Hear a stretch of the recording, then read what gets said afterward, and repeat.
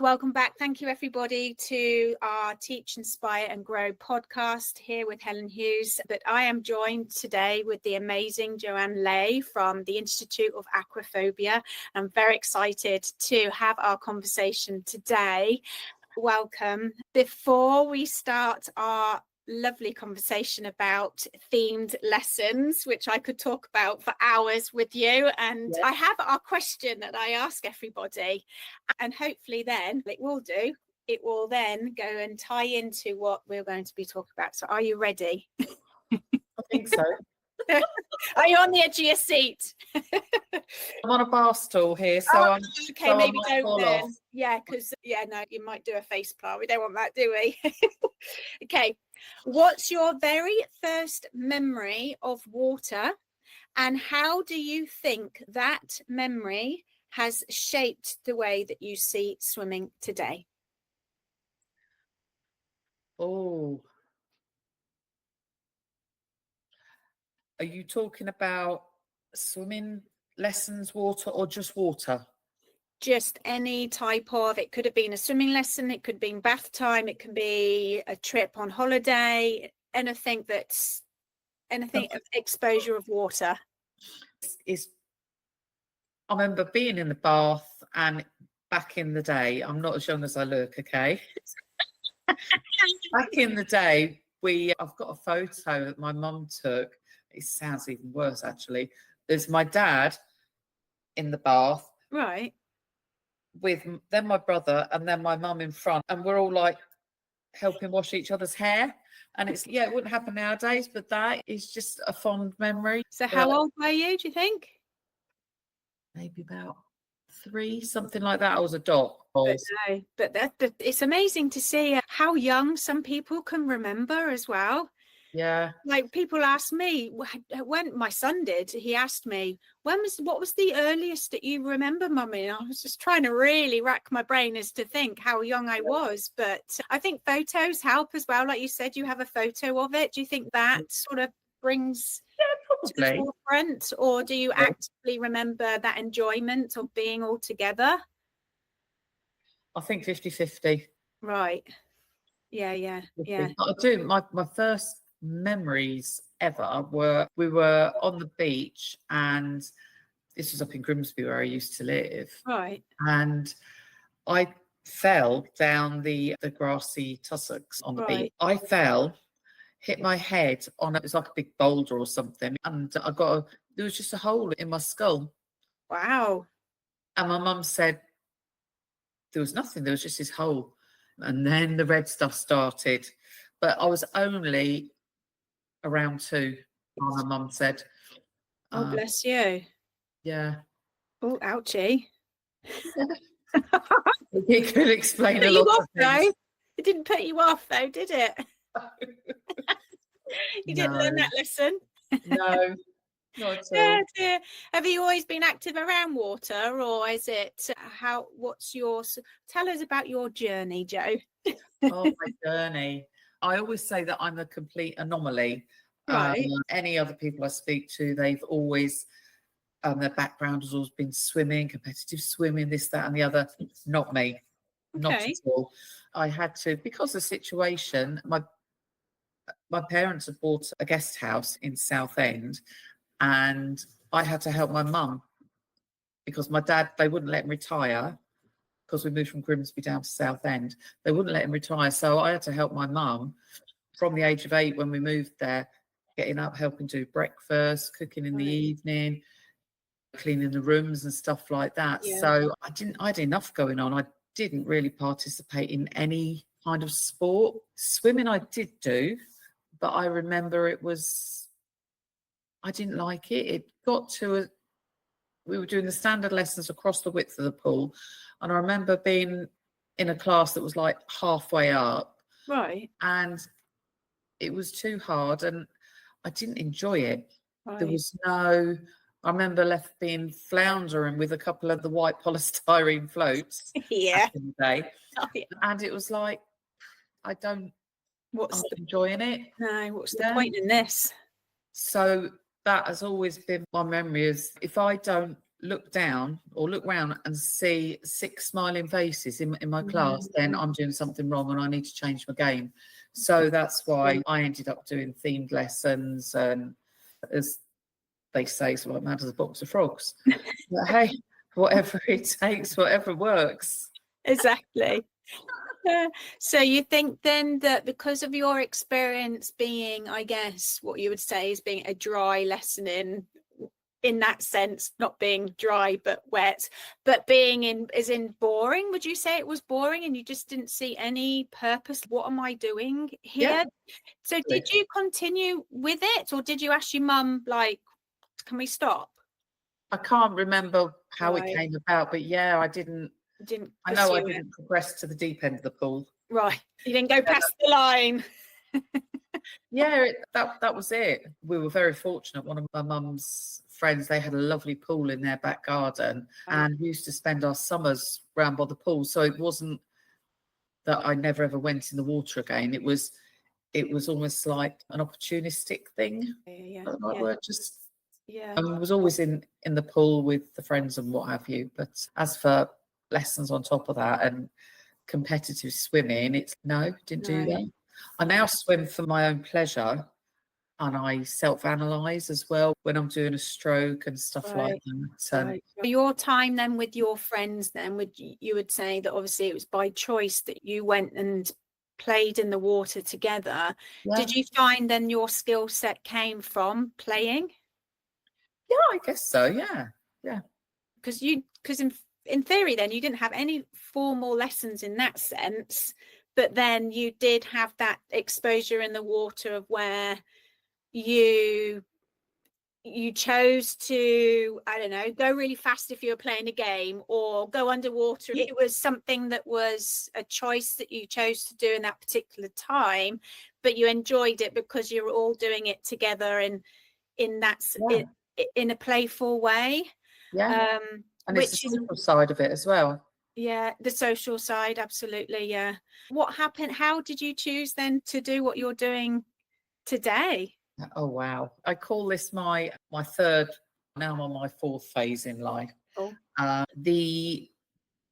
first job, it was going to be career, but because I was working in a hotel, like guest house, did catering exams and became a fully qualified a la carte chef, and worked in various prestigious places around Southend, Ipswich, and places like that, really. And then to get any decent money back in the day, I'd have had to have gone to London. Right. And for me, it's like too busy. It's just hectic. It just wasn't for me. Yeah. And at that time, I wasn't an early bird, and there's no way you'd have seen me anywhere, especially not on the train station at 6 a.m. in the morning. I was like, never going to happen. When they're all standing together. It's So then I became a police officer. Right. And I spent 16 years in the police and that was eye-opening, very hard at times, emotionally. And I think, however, that helped define that I'm a people person, I'm a helper. Yeah. And particularly for my job now, I'm an empath. You have to have a huge amount of empathy to be an aquaphobia coach.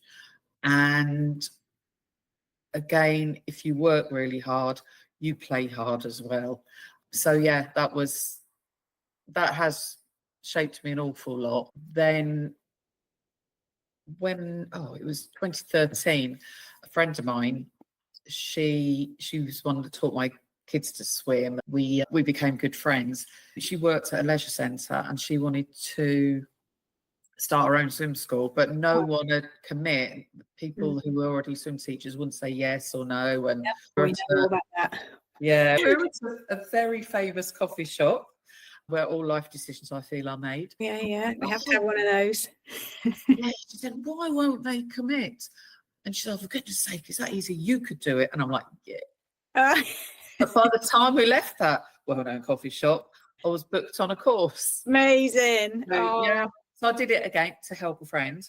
Yes. And I found it was actually really enjoyable. And the moment that hooked me is when the child just does that first little bit on their own.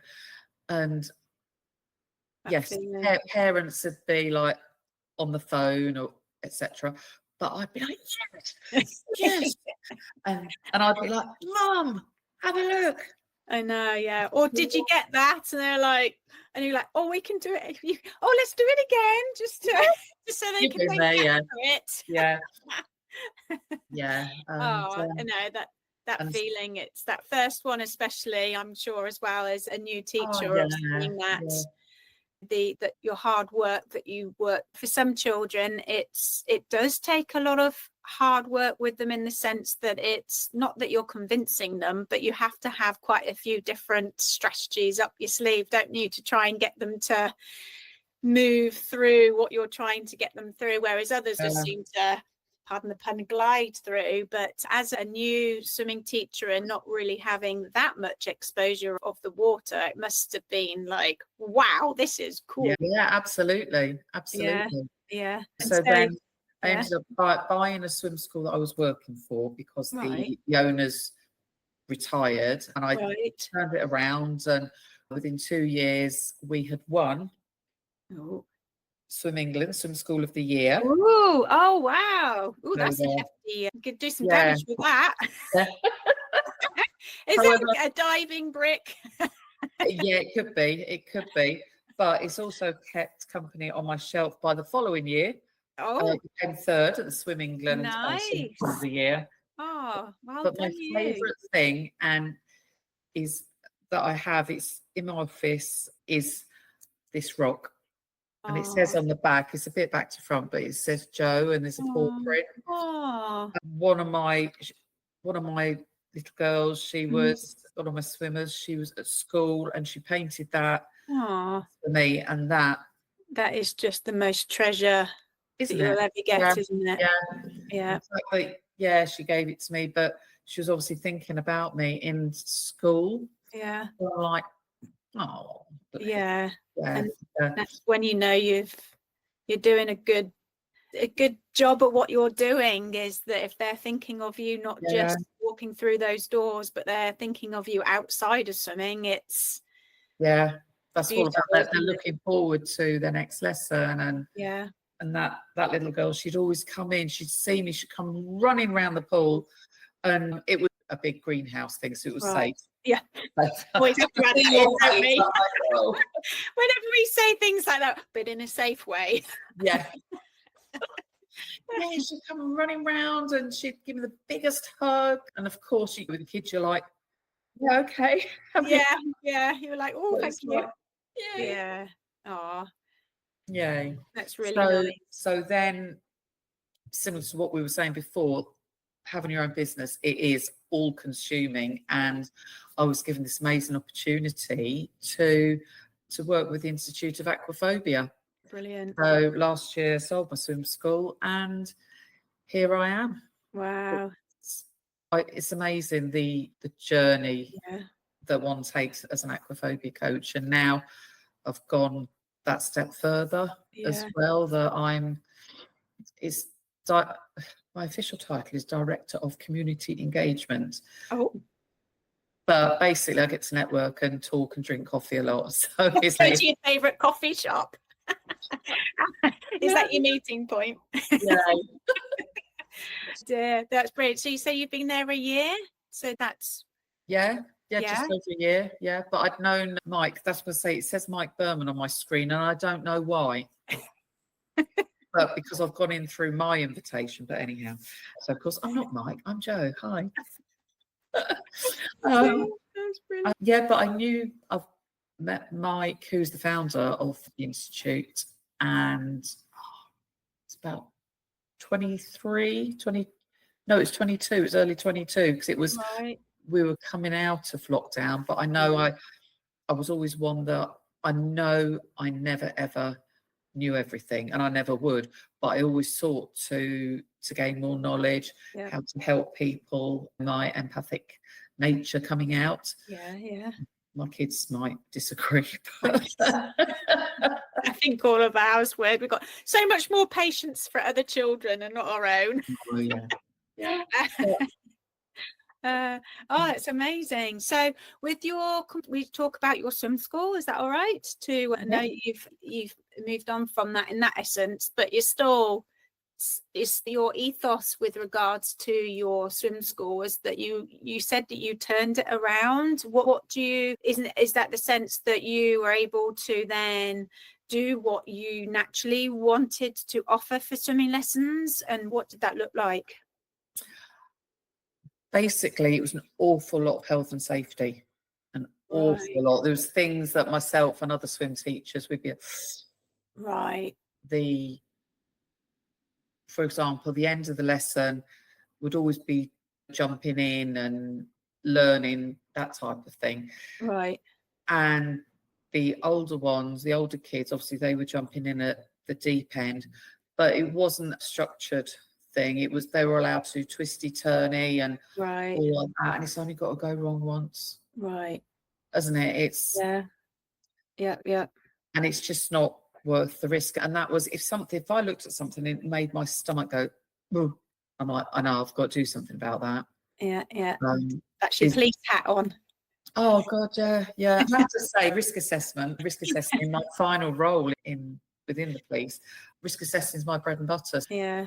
When we came back from COVID and stuff like that, and organisational skills, I wrote my risk assessment first and put it out to the schools that we worked at, and lo and behold, that's the risk assessment that, broadly speaking, that's a risk assessment that they came back with, and like their rules and direction of travel, get them all in this way and staggered. How we had to when coming out of COVID. So it's, I think everything I've done in my life is, you have to learn as you go. But I think my analogy is something that you used earlier on. It was, it'll do, won't do. Literally. And it's, we can always just sit there at the beginning, everyone having a look at their registers, or we can go and start engaging with the children, and whether all the kids would be sat at one end of the pool, and I'd be right, everyone put one hand in there, and I'd go all through doing a high five for everybody, and then they're engaged, and it's capture their attention. Absolutely. Most of them saying, thank God she's not my teacher. Most of them are probably thinking, I wish that she was. Hopefully. And how old were your swimmers? We took them from 3 years old. Okay. So I've had my fair share of screamers, as we affectionately call them, but as well, back then I had no concept really of a child being scared of water. I just didn't get it. But now, with all my knowledge about aquaphobia and stuff, it's all fear is there's 6 primary emotions, and fear is a big one. It's a necessary one. Because they say back in the day that this is back before my day, in caveman times, if you didn't worry about it, if you didn't have a fear, you'd get eaten by something quite big. There's a few emotions that have come through with us, and now I can understand. And it also explains that if a child will come in very happily one week after the other, but then there's a change of parent that comes, and then you've got this strange child that's screaming and crying, but it turns out that parent is the one that is not confident in the water themselves, so it transfers over. So again, you have to be happy smiley, and you get back what you give. Do you think that knowing what you know then from aquaphobia would have then helped earlier on? 100%. I can think of. Is that because it gives you strategies to be able to deal with the variety of swimmers that you necessarily wouldn't understand. Like you said, for the scared, you couldn't really understand. I'm not scared of water, so why would a child be scared of water? Or I've got other swimmers here that aren't scared of it, so why them type thing? As a mum, I could always empathise because it's the first few lessons. It's a new place. Right. It's noisy, loads of people milling around, splashing water. They don't know me. They've been plucked from the arms of their parents. And we say to bring up kids, don't talk to strangers. And here we are, you've just been ripped away from your parents and given to this strange, crazy lady in the water and these other kids. And it's not I could totally empathise it from that point of view. But as for the swimming teachers, we teach children, teach people to swim. Right. And understanding the water and how we do certain movements. Aquaphobia, the skills you learn as an aquaphobia coach, it underpins all that. Yeah. I can think of so many children that I could have done things differently with now, having this new arsenal of skills. Yeah. Game changer, absolute game changer. Yeah. So one of the things that you did do in your swimming lessons, you add themes. Oh, yeah. Yeah. Tell us more. I've always been, probably haven't guessed, but I've always been a talker. And I like making people laugh. I like making people feel comfortable and stuff like that. And when I was working for the other swim school, one of the owner, he used to always come and hover near my lane, and I'm thinking he either got a problem or he wants to tell me something. He's observing my lesson, but he was there every time. And then I heard him say to another member of staff, I love listening to Joe teach because the stories I come out with. Amazing. And not personal stories then. No. And I remember his wife had come round one day and she said, and how are you all today then, children? And we all went, shh, you'll wake the crocodiles. And she was like, oh, okay, I'm just going that way. Carry on. Yeah. And the kids were all engaged, and we didn't have any props or toys. We didn't need to. It was up there, but they were all so engaged. Yeah. And I loved it. And it was like my go-to. Brilliant. So even the most clingy child, they would get my repertoire of every single song I knew. If they were at Olympic, every single song I knew. But join in, and because everyone gets a chance. For example, it could be going to school, right? Swivel entry off the side into the pool. That could be getting out of bed. Have a stretch, and down you go. And so I came up with this plan that's certainly for the beginners lane and the next one up. So probably taking up to 6 or 7. It would be theme-based, play-based. And I've structured the whole year. So you'd get soft, fluffy animals at Easter, and you'd have the relevant ones in there. But like towards November the 5th, around that week, you'd make yourself into a firework. What fireworks have we got? Oh, we've got a rocket. Okay, so by being a rocket, how are we gonna make ourselves go faster? Yeah. Okay, so we're gonna kick our legs really fast and shoot ourselves through the sky. Yeah. Very often it can be the same lesson, because we used to teach front crawl and backstroke, even like front paddle and looking on the back in every lesson. Yep. And it just works. So they would probably end up doing the same sort of stuff, but they're using their imagination. Every week it's different. Yeah. Yes. Yeah. So the skill sets are the same, aren't they? In the sense that they have to, and you have to repeat it in order to progress, but then to also solidify what their knowledge is of that particular skill. So that's why you do it repetitively. But then to do it repetitively in the same way, you could almost switch it off on the brain of the child, thinking, oh, here we go again. Yet, if you're saying 1 week they're a firework and then the next week that they're pushing through a tunnel to go through because they're running away from a bear or whatever it is that you've chosen for that, you can reiterate the skill that they're working on. But their imagination that you've drawn out of them together as a group, it's meant that they can do it however many times, because they're just someone different. And do you find at that particular age as well is that when you do go, shh, crocodile, they actually believe there's a crocodile coming poolside, or there are fishes in the pool, and or there is butterflies fluttering around on their back and things, don't they? Yes. Oh, definitely.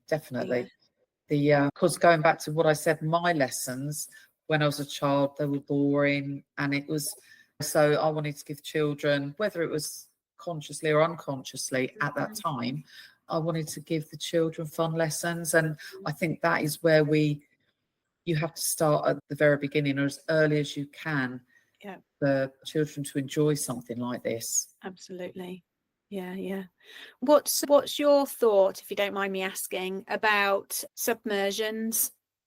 If they don't particularly, so you've got that nervous or anxious child, take your Aquaphobia Institute head off, because obviously I know that's going to be inset, isn't it? This question, would you have them back in the day, let's just say, obviously in your swim school when you were starting, would you have enabled a story or a theme or a whatever, maybe you did have a prop or something to encourage the child? Or would you have, you would say 1, 2, 3, right, you're doing it? Or what was your tactic? What was your strategy? I only ever, when they were because I said that we finished all the lessons by jumping in. Yeah. There's no way I'd expect a tiddler first class there to jump in or anything. So it'd always be, everything has got a progression, everything. So I said, and they'd be like, I don't want to jump, and with the tears, I'm like, that's fine, you don't have to. Lovely. You don't have to. So to begin with, even if I could get them to sit down on the pool, I just grab them, hold them under the armpit, and just bring them, chase them in with chase them, hold them in. Yeah, and there's no way that child would be going underwater. Yeah. Because as well, they have to build up their trust in me. Yeah. And I've seen it done where a teacher a child he'd needed a lot of coaxing, things like that. You kind of get my drift. Yeah. And she was like, I won't let you go under, I won't, and all this, that, and the other. And he jumped. Last minute, she went like that. Absolutely. Oh no. Yeah. See, I can't remember how long ago, and I do quite a few. I'm doing quite a few blogs these days because things just come into my brain. Like the other night, I could not sleep because I saw this video, and like you, I feel like what those children feel, and this young baby, in fact, it was not really a baby, it was more of a toddler, heading towards toddler, and it was just so unhappy lying on its back, and I couldn't get it out of my mind thinking about it. And so I write as much as I can to try and bring awareness to be like, this is not okay. Because especially now, putting your aquaphobia hat on, is that potentially that child could then have a phobia of water for the rest of their life. And that what you're explaining about that child jumping and the teacher moving is that you're tricking the child to then say, if you do this, I'm going to help you. But then essentially you've moved out the way of where actually, no, you didn't help me. You just left me to my own device, in the sense that I'm now having to deal with that. Yeah. Basically, you've broken that child's trust. Yeah. And for me, it's a no-no. Yeah, You yeah, have to, whatever it is with kids, you have to follow through. yeah, And there's a progression for everything. yeah, yeah, absolutely. It- Yeah, yeah. it's- And do you think that potentially it could be then that the teacher was getting annoyed or frustrated, in the sense that it may have been that they have said no for jumping in on multiple times, and then they're just like, oh, just do it type of thing? Or do you think that she was potentially trying to show him that actually you can do it, but she did it in a way of where backfire? Was he okay, or did you I see the think aftermath? basically the teacher didn't know enough about progressions. And that was, instead of, like I've said before, you sit on the side, help Yeah. them in, and then eventually go to holding their Yeah. hands to get them to jump, to just scooch the bottom off the side. Yeah. And then they can go to standing up. There's so many different Yeah. Progressions. Absolutely. But teacher, she'd gone from there, Zero from to the refusal. He built himself up, this young lad had. Yeah. And for her to then suddenly move, she was like, yay. And I just knew how it was going to be when he came up. That was it. And I think it was very shortly after that he stopped lessons. He stopped. Yeah, see. And then he could have potentially then decided, no way am I doing that anymore.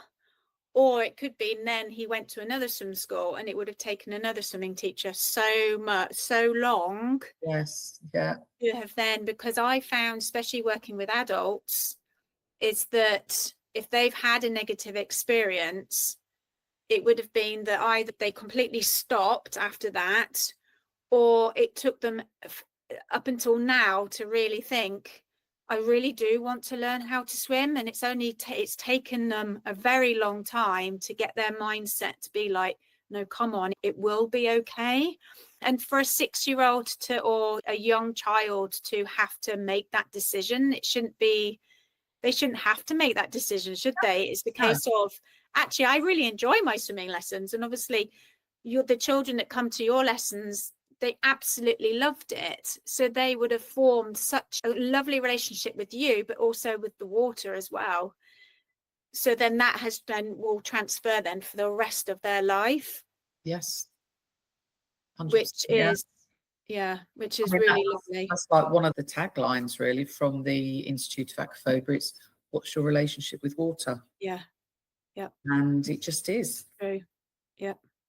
And it's, I think when you've touched on like adult swimming, that for me is totally different, because they want to be there, and there's something, they found a motivation in wanting to come to swimming lessons. Yeah. But it's not to say I don't do fun things for my adults either. It's, do you pretend there's crocodile coming? when I get to know them quite well, I go off on a tangent, and we have an absolute hoot. I bet. Obviously totally respectful at the beginning, and I might get them to do little races and stuff like that, or throwing a ball to each other. Yeah. And that's the sort of like, you're not aiming at the head. I say to them, aim low. And so they're getting splashed in a fun way. So they're learning to get splashed. And then you see the competitive side in them coming out. And it's like, yes. It's great. So I take it to all ages. All ages, yeah. But I bet you bottom dollar though, even though the parents probably like, you have to do your swimming lessons, but they did want to come though. Yeah.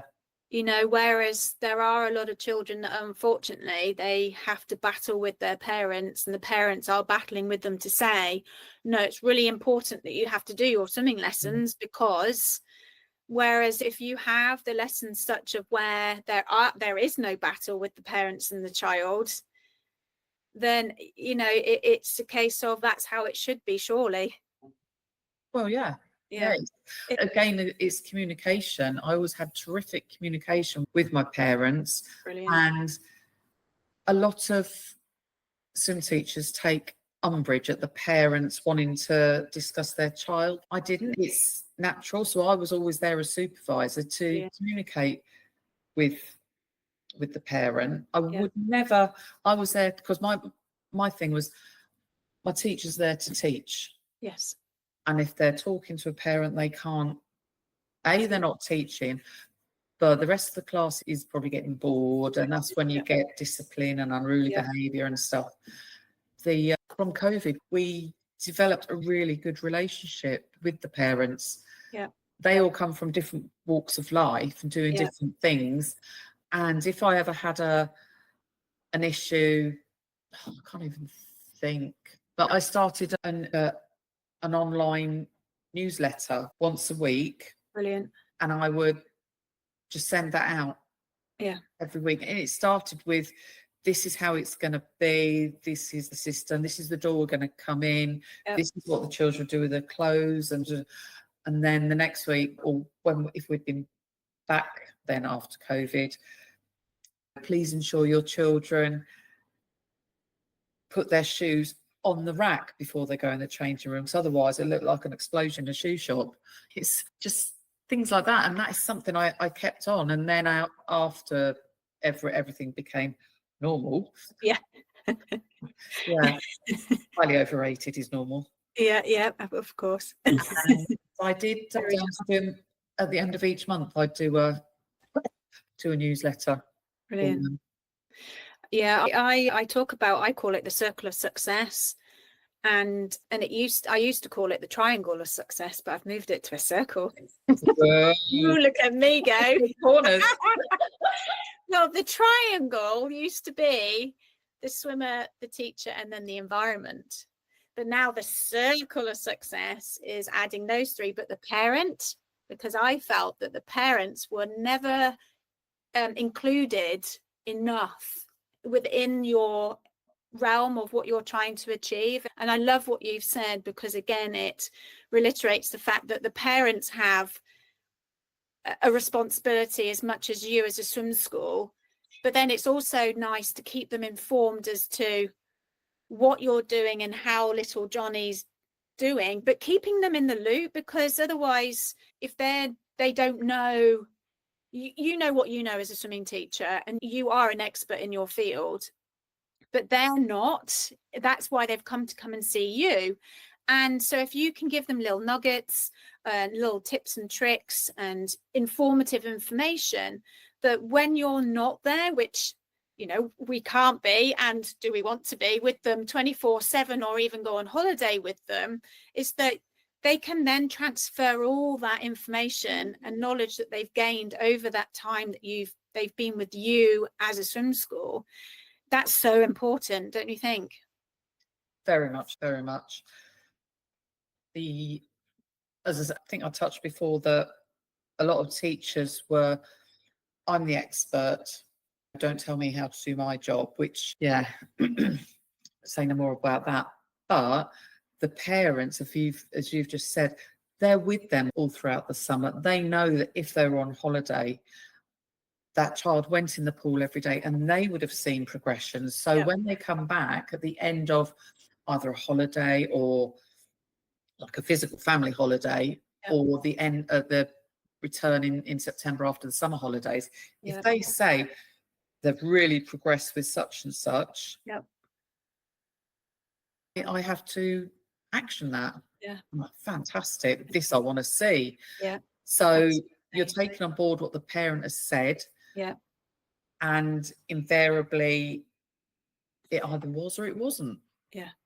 Because we look at your learning to swim, were they swimming or were they doing well in shallow water? Everything's confidence and fun. And it's all learning. Like, but I would always acknowledge what the parent has said. And excited about, to want to show you. Absolutely. And so then as well, the parents would know that I trust them, they trust me to actually do what I'm going to say. To do what I said I was going to say. Absolutely. So going through then to the child on pools, I say, here, come here. Your mum's just told me this. It's fantastic. I can see it. I want to see it. Will you show me? And that make a big thing of it, and the celebrate. And getting even though I'd have to say to the teacher, let me just look at Yeah. so that they could carry on, because Yeah. that's one thing I was a nightmare for. I was so engaged, I'd actually forget there actually was a teacher with them trying to do a lesson. Yeah. I think though as well is that if I feel as well is that if the parents have that relationship with you and that happy journey with them, they are more inclined to keep that going with the child, because there are other sports and the child may say, oh no, I don't, I'm on the edge now of, do I carry on with swimming, or I really want to do football? But then if the parents like, but remember how you enjoy it so much and we go together as a family, and it keeps them, because 7, which is the age where unfortunately they generally finish swimming lesson, far too young in my opinion. Yep. So if the parents are that actively involved in it too, just like you do with the dad on the sideline of a kid playing football, if we had that type of message in swimming, I think that it would be that every Saturday morning or Tuesday night after school, what have you, they were the days of you keep on going swimming, just like you would do a football match on a Sunday morning and so forth. Do you think that then, I mean, from your experience as well, from adults, they probably didn't have a very good relationship with continuing maybe with their swimming lessons, so they've just stopped and then they've decided actually they want to bring it back up again? Or it could be that actually I did really enjoy swimming lessons and I've stopped it and I want to have that feeling again. Does that make sense? Yeah. There's loads of different reasons why people just stop. Very often it's they had a bad experience in their swimming lesson, like a terrible experience. I'm always hearing, thank goodness things have changed. The swimming teacher pushed them in the deep end, and it's I can't even comprehend that nowadays. No. But as I say, for me personally, as a parent, I always knew that learning to swim was so important. So that when I had my children, when they got to they started swimming as soon as they could at 3. And myself, my husband, we said to them, you will be having swimming lessons. That's non-negotiable. And you can each choose one other thing, one other activity you want to do every week. Doesn't matter what it is. And you can change that as often as you want. But they always went swimming. And because that's how like I said before, you follow through, they never actually asked to stop swimming lessons. No. Brilliant. They were swimming through till, crikey, about early teens. And then they came in with, when I had the swim school, they were helpers. And brilliant. No, it's nice. It's lovely to hear that, because again, finishing that early, it generally again is because they're either had that negative experience or they're bored. Yeah, if you can keep those lessons fun and engaging for as long as possible, then why wouldn't they want to keep coming? You know? Yeah. My kids never ever said that they were bored. Ever. No, it's brilliant. Oh, thank you. As we come to an end of our conversation, because I could talk to you for days, I just want to leave the listeners with one final thought and a question, if that's okay. So we often talk about what we teach swimmers and children, but what's one thing that a swimmer or a child has taught you that you have never forgotten?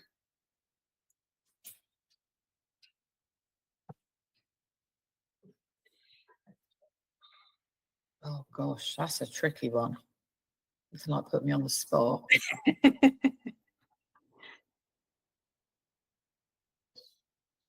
I honestly can't think, not just one child, because they're all different. They're all so very different.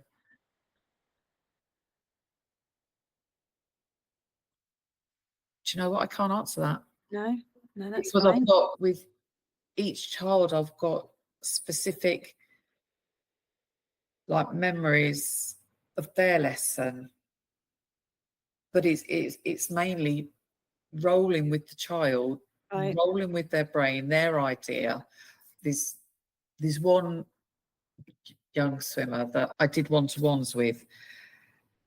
She had cerebral palsy, so the weakness on one side of the body, and towards the end of my teaching her, she was being assessed for autism of one type or other. And for her, we had to sit on the side of the pool and we just have a chat and say, yeah, I'm tired, she'd say. And say, oh, shall we just sack this then and go and have a coffee somewhere? Coffee, hot chocolate? And she's like, yeah. And then we'd be, actually, we better not, would we? And we'd always start that way. Love it. To make her feel special and stuff.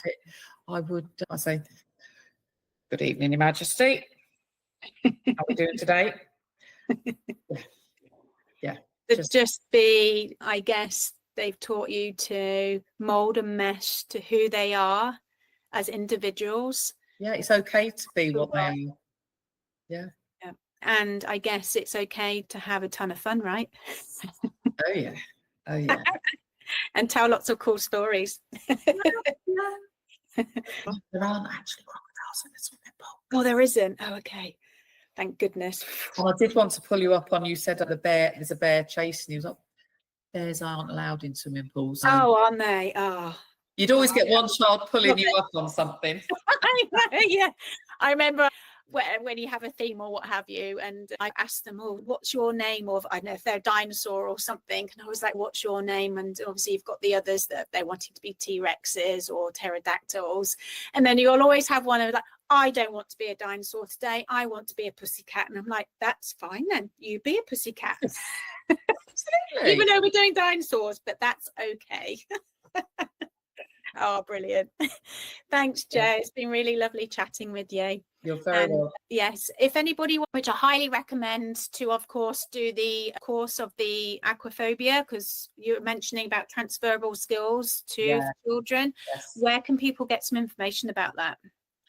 You can either email me, Jo, that's Jo, at all one word, instituteofaquaphobia.com, or the website www.instituteofaquaphobia.com. Brilliant. So, thank you so much. Yeah, and it really is a game changer. That I wish in an ideal world that it was part of a swim teacher's course. I really do. It would have benefited me as a teacher. Yeah. Oh, brilliant. Make sure everybody go through and go and have a look at that, and maybe we can have another chat at some point as well. That would be great. That would be great. Thank you.